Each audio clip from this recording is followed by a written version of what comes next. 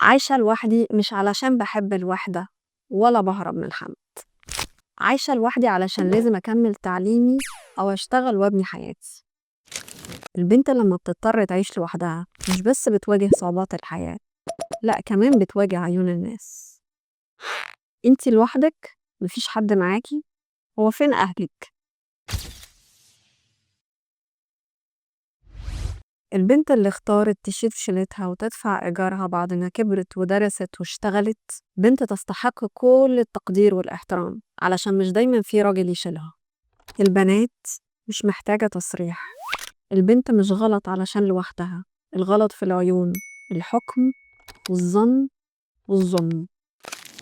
مش علشان هي بنت نشيلها هم وذنب كبير، بس كل ظن سوء فيها هو اللي ذنب كبير. ونمتم رايقين.